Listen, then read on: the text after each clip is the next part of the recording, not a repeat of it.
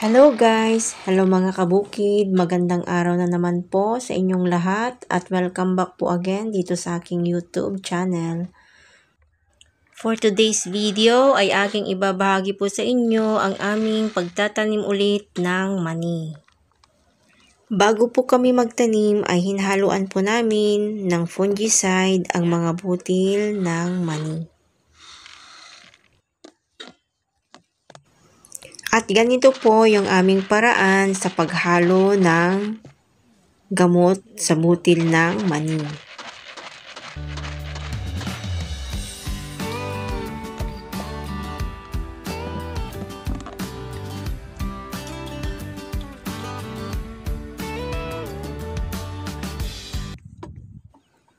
At ito naman po yung aming gagamitin sa aming pagtatanim ng mani, ang aming hand push roller seeder.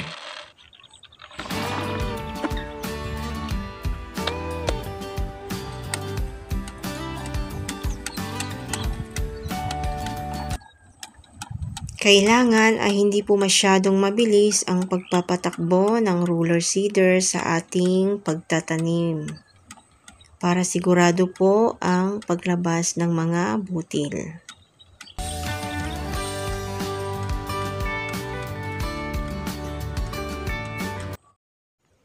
Tinetesting din po namin guys yung roller seeder kung gumagana po lahat yung mga labasan ng butil. Ganyan lang po yung aming ginagawa, pinapaikot at tinitingnan kung may lumalabas na butil ng mani.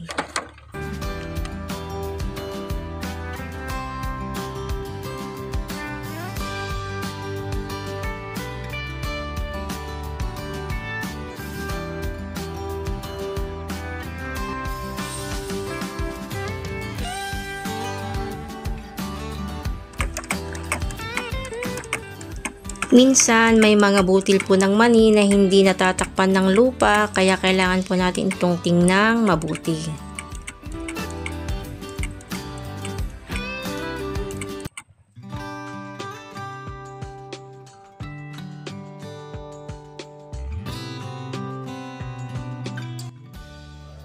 Ito po ang kagandahan guys kapag may roller plant seeder, dahil hindi na kailangan na mag-hire ng madaming tao para magtanim po ng mani.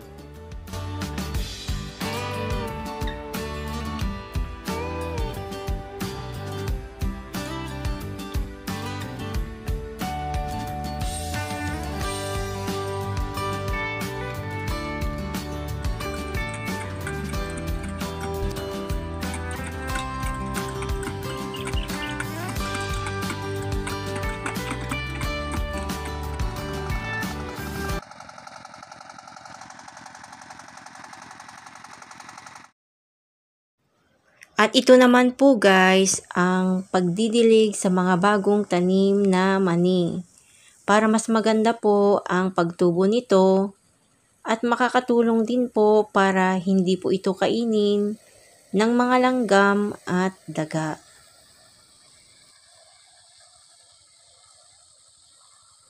Ganyan lang po guys yung aming simpleng pagdidilig pagkatapos po naming magtanim.